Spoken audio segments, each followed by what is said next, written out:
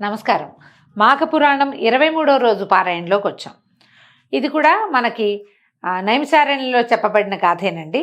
పూర్వమట మగధ రాజ్యంలో పౌరోహిత్యం చేసుకుంటూ జీవనం గడిపే ఒక బ్రాహ్మణానికి 4 కుమార్తెలు ఉండేవాళ్ళట.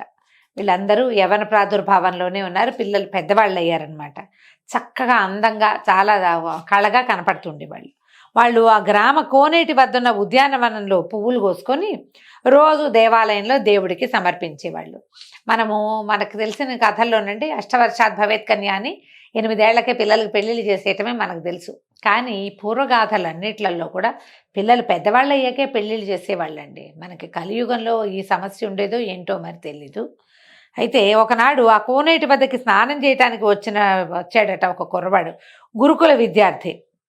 వాడు ఎంతో బాగున్నాడు, చక్కగా ఉన్నాడు. అయితే అక్కడికి ఈ కోనేటిలో స్నానం చేయటానికి ఈ ఆడపిల్లలు కూడా వచ్చారు. వచ్చేసరికల్లా ఈ కుర్రాడు నీళ్లలోకి దిగితే ఈ 4 అమ్మాయిలు అతన్ని చూశారు. అబ్బాయి ఎంత బాగున్నాడు అని. 4 దగ్గర ఏడార్థం గ్యాప్ ఉన్న వాళ్ళే. చిన్నపిల్లకు 15 ఏళ్ళు ఉంటాయి, పెద్ద పిల్లకు 20 ఏళ్ళు ఉన్నాయి. ఈ యవన ప్రాదుర్భావంలో యవనం వచ్చిన పిల్లలు ఏం చేశారట, ఈ ఆడపిల్లలు చక్కగా అందంగా ఉన్నాడు, బ్రాహ్మణ విద్యార్థి కనపడుతున్నాడు, శిఖ ఉంది, యజ్ఞోపవీతం ఉంది, స్నానం చేస్తున్నాడు. అబ్బాయి దగ్గరికి వెళ్ళి మమ్మల్ని వివాహం చేసుకో, మా నాన్నని వచ్చి అడుగు, మేము నేను పెళ్లి చేసుకుంటాం, నువ్వు ఎంతో నచ్చావు మాకని అడిగారు. అడిగేసరికల్లా బలవంతం కూడా చేశారట. కామము, ప్రేమ, మోహం అనేవి విద్యాభివృద్ధికి ఆటంకాలని భావించిన బంగారు కొండ విద్యార్థి బ్రాహ్మణ కన్యల కోరికని సున్నితంగా తిరస్కరించాడు. అబ్బాయి నేను చదువుకుంటున్నాను, వివాహాలు అవి చేసుకోను, ఇట్లా దారైపోయే వాళ్ళని అసలు చేసుకోను, మా అమ్మ నాన్న చూసిన సంబంధం చేసుకుంటానన్నాడు. ఇంత బంగారు కొండను ఎక్కడైనా చూసామండి? పురాణ కాలంలో కూడా తక్కువే చూస్తాం. ఈయన ఒకడే కనపడ్డాడు. అయితే ఇలా తిరస్కారాన్ని చవి చూసినటువంటి ఆడపిల్లలు అవమానపడి చాలా కష్టంతో వచ్చిందట వాళ్ళకి. కష్టంతో వచ్చి వాళ్ళు ప్రతిరోజు ఏం చేస్తారంటే నియమబద్ధంగా పొద్దున్నే ఒకవేళకే లేచి చక్కగా నది స్నానం చేసి పువ్వులు కోసి దేవాలయంలో అర్పించడం ఒక నిత్య విధి వాళ్ళకి. దాంతో ఒక రకమైన దైవశక్తి వాళ్ళ అండలో ఉంది, వాళ్ళ అండను ఉంది. ఉండేసరికల్లా ఈ పిల్లలు ఏం చేశారు, 4 ఆడపిల్లలు, ఎవరెవరా ఒక 4 అమ్మాయిలు బ్రాహ్మణ కన్యలు వివాహం కోసం అర్థిస్తే, బ్రాహ్మణుడివి నువ్వు ఇంత మాట అంటావా, మమ్మల్ని అవమానిస్తావా, నువ్వు పిశాచాని వైపో అని 4 కలిసి ఒకేసారి శపించారు. ప్రేమ, శాపం ఇవి 2 పక్కనే ఉండటం ఎప్పుడూ ఉంది. ఇప్పుడు కూడా అంతే. నువ్వు ప్రేమిస్తావా చస్తావా అంటా వచ్చింది, ప్రేమించమంటావా చంపేయమంటావా అది కూడా వచ్చింది. ఈ కథ కూడా అలాంటిదే చూడండి. మనం ఇదే కాదండి, దేవయాని, కచదేవయాని కథల్లో కూడా మనకు అదే కనపడుతుంది. దేవయాని ఎంతో పంచప్రాణాలుగా ప్రేమిస్తుంది కచుడిని. అతను వివాహానికి తిరస్కరించిన వెంటనే నువ్వు నేర్చుకున్న విద్యంతా పోతుంది నీకని శపించేస్తుంది.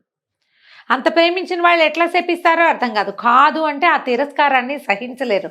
ఆడైనా మొగైనా మనుషులందరికీ తిరస్కారాన్ని సహించగలిగే శక్తి ఉండదు. దాంతో ఎంత తీవ్రమైన ప్రేమ కలుగుతుందో అంత తీవ్రమైన ద్వేషం కూడా కలుగుతుంది. దాంతో శపించేసరికల్లా నిష్కారణంగా శాపానికి గురైనటువంటి ఆ గురుకుల విద్యార్థి కూడా ఆగ్రహించాడు. అతనికి చాలా కోపం వచ్చింది. ఈ పనిమాల మీరు నన్ను అడగటం ఏంటి, నా ఛాయిస్ నాకు ఉండాలి కదా, ఎవరికైనా వాళ్ళ ఛాయిస్లు ఉండాలి, నాకు అవకాశం లేకుండా చేసి మీరు నన్ను శపించడం ఏంటి, మీరు కూడా పిశాచాలు అయిపోండి అని శపించేశాడట. ప్రతిశాపం ఇచ్చేసరికల్లా 4 ఆడపిల్లలు పిశాచాలుగా మారిపోయారు. ఈ కుర్రవాడు పిశాచంగా మారిన కుర్రవాడు తన గురుకులాన్ని వెతుక్కుంటూ వెళ్ళిపోయాడు. కానీ ఈ 4 అమ్మాయిలు కోరిక తీరని ఈ 4 ఆడపిల్లలు కోనేటి వద్దనే ఒక చెట్టుని ఆశ్రయించుకుని వచ్చేపోయే వాళ్ళని పీడిస్తూ జీవించడం మొదలుపెట్టారు. తమ కూతుళ్ళు 4 ఈ పిశాచాలుగా మారిపోవటంతో తల్లిదండ్రులు చాలా కుంగిపోయారట. అయితే ఏమైంది, కొంతకాలానికి ఆ గ్రామానికి ఒక సిద్ధుడు వచ్చాడట. సిద్ధుడు వస్తే తల్లిదండ్రులు, ఆడపిల్లల అమ్మా నాన్నలు ఆ సిద్ధుడిని తమ ఇంట్లో కూర్చోబెట్టి ఆయనకి పాద్యము అర్ఘ్యము అన్నీ ఇచ్చి, ఏమన్నాయన మీ ఇల్లు ఇంత ఖాళీగా ఉంది, ఇదివరకు ఎప్పుడో వచ్చినప్పుడు మీ ఇంట్లో పిల్లలు ఉండాలి, అమ్మాయిల వివాహాలు అయిపోయినాయా అని ఆయన కనుక్కున్నాడు. కనుక్కునేసరికల్లా మహా దుఃఖంతో కుంగిపోతూ ఉన్న ఆ తల్లిదండ్రులు ఏం చెప్పారంటే, వివాహం ఎక్కడ స్వామి, వివాహం కోసమే ఏదో ప్రయత్నం చేశారు, ప్రయత్నం చేసి నిష్కారణంగా బ్రాహ్మణుడిని శపించి, ఆ యువకుడిని శపించి వీళ్ళు కూడా ప్రతిశాపాన్ని పొందారు. మా అమ్మాయిలు 4 కోనేరు దగ్గర ఉన్నటువంటి చెట్టు మీద ఉన్నారు, పిశాచ స్వరూపాలతో ఉన్నారు, వీళ్ళకి ఎట్లా విముక్తి లభిస్తుంది? ఆ కుర్రవాడు ఎవరైతే ఈ పిల్లల్ని శపించాడో అతను ఇక్కడి నుంచి వెళ్ళిపోయాడు, అతను కూడా పిశాచ రూపంలోనే ఉన్నాడు. వీళ్ళకి దీనికి శాపావసానం చెప్పే సమర్థత ఉన్నవాడు అయి ఉండడు, అతను కాదు. ఇప్పుడు మేమేం చెయ్యాలి, దీనికి శాప ప్రతిశాపాలతో అతను ఎట్లా అనుభవిస్తున్నాడు, ఈ పిల్లల్ని ఎట్లా మేము బయటికి తీసుకురావాలో మాకు తెలియటం లేదు అని చెప్పి మా వాళ్ళు మళ్ళీ కన్యలుగా మారే తరుణోపాయం ఏదైనా ఉంటే సెలవివ్వండి గోడు అంతా వెళ్ళపోసుకున్నారు. దాంతో సిద్ధుడు ఏం చేశాడంటే, బ్రాహ్మణోత్తమ నువ్వు పిశాచ రూపంలో ఉన్న నీ కన్యల దగ్గరికి వెళ్ళు, వీళ్ళని వెంబడి పెట్టుకుని తీసుకెళ్ళి ఈ గయలో ఉన్నటువంటి త్రివేణి సంగమానికి తీసుకెళ్ళి మాఘమాసంలో వాళ్ళని త్రివేణి సంగమంలో స్నానం చేయించు, అప్పుడు వీళ్ళకి శాప విముక్తి కలుగుతుంది, ఈ పిశాచ రూపాలు పోతాయని చెప్పాడు. ఇప్పుడు పిశాచాలని పట్టుకెళ్ళి ఎలా తీసేస్తారండి? కథల్లో ఇలా కనబడుతుంది. పిశాచ దగ్గరికి వెళ్ళి అమ్మాయి నువ్వు రా అంటే వస్తుంది.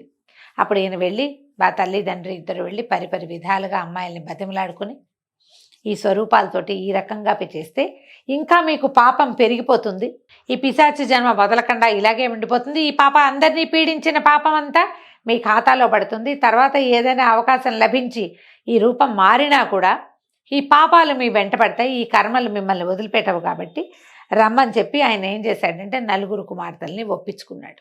ఒప్పించి ఆయన తన వెంట పెట్టుకుని తీసుకుపోయాడు. అంటే ఆయన బయలుదేరాడు, ఈ వెనకాల ఇవి కూడా వెళ్ళినాయి అనమాట. మాఘమాసంలో ఒక మంచి ముహూర్తం చూసుకుని గయకి వెళ్ళిపోయారు. ప్రయాణం చేసి వెళ్ళి అక్కడ మంచి రోజున త్రివేణి సంగమంలో ఈ అమ్మాయిల 4 స్నానం చేయించాడు. ఇక్కడ మాధవ క్షేత్రాలు కనిపిస్తాయి మనకి, పంచమాధవ క్షేత్రాలు అని చెప్తారు. గయలో ఒక మాధవ క్షేత్రం ఉంది, బిందు మాధవుడు అని జ్ఞాపకం ఉందండి నాకు. ఎవరైనా అది కాకపోతే కరెక్ట్ చేయండి మెసేజెస్లో. బిందు మాధవుడనే అనుకుంటున్నాను నేను.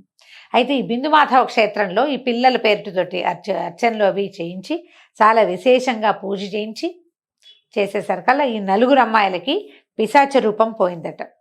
అయితే ఈ బ్రాహ్మణ ఆయన అక్కడున్న పురోహితుడిని అడిగాడు, అయ్యా మా కుమార్తెలను 4 ఇలాంటి పిశాచ రూపాలు వచ్చిన వాళ్ళని నేను ఇక్కడికి ఒక సిద్ధుడి సలహాతోటి తీసుకొచ్చాను, అమ్మాయిల 4 శాపం వదిలిపోయింది, కానీ వీళ్ళ వల్ల శపించబడినటువంటి బ్రాహ్మణ యువకుడు ఎక్కడున్నాడో తెలీదు, అతని పేరుతోటి కూడా అర్చన చేయండి, అతనికి కూడా ఈ శాపం సడలిపోయేలాగా ఏదైనా ఒక అవకాశం లభిస్తే ఇంకా అతనికి దుఃఖం ఉండదు కదా, ఆ పిశాచ స్వరూపంలో ఉన్న బ్రాహ్మణ యువకుడు దుఃఖం ఉండదు, ఆ దుఃఖం నా పిల్లల్ని వెంటాడకుండా ఉంటుందని పరిపరి విధాలు ప్రార్థిస్తే ఆ మాధవ క్షేత్రంలో ఉన్న అర్చక స్వామి ఏం చేశాడు, ఆ కుర్రవాడి పేరు అది తెలియదు కానీ ఈ బ్రాహ్మణ యువతలతోటి శపించబడిన కుర్రవాడిగా అతనికి ఒక పేరు పెట్టి అతని పేరుతోటి కూడా అర్చనలు చేయించాడు. చేయిస్తే క్రమంగా ఎప్పటికో అతనికి కూడా తను స్నానం చేయలేపాడు కదా, నదీ స్నానం. అయితే నదీ స్నానం చేసేలాంటి ప్రచోదనం అతనికి లభించాలని పరిపరి విధాలుగా ప్రార్థన చేసి బ్రాహ్మణ ఆయన పిశాచ స్వరూపాలు పోయి ఉన్నటువంటి తన 4 కన్యల్ని ఇంటికి తీసుకొచ్చుకున్నాడు. తీసుకొచ్చాక సరే ఆ పిల్లలు కూడా ఇంకా సత్ప్రవర్తితో మెలిగారు. ఆ తర్వాత ఇంకా దారిపోయే వాళ్ళని ఎవరినైనా ప్రేమించి పెళ్లి చేసుకో అని అడగకుండా తల్లిదండ్రులు చూపించినటువంటి చక్కగా సంబంధాలు పెళ్లి చేసుకుని వివాహానంతరం కూడా బుద్ధిమంతులుగా సత్ప్రవర్తనతో మెలుగుతూ ప్రతి మాఘం నందు నదీ స్నానం చేస్తూ విశేషమైన పుణ్యాన్ని ఆర్జించుకున్నారు. వీళ్ళ వల్ల శపించబడినటువంటి బ్రాహ్మణ యువకుడు కూడా తన గురువు వల్ల ప్రచోదనాన్ని పొంది తరువాత మాఘమాసంలో నదీ స్నానం చేసి తన పిశాచ స్వరూపాన్ని పోగొట్టుకున్నాడట. దీంతో 23వ రోజు పారాయణ పూర్తయిందండి. రేపు ఉదయం 24వ రోజు పారాయణలో మళ్ళీ కలుసుకుందాం. నమస్కారం.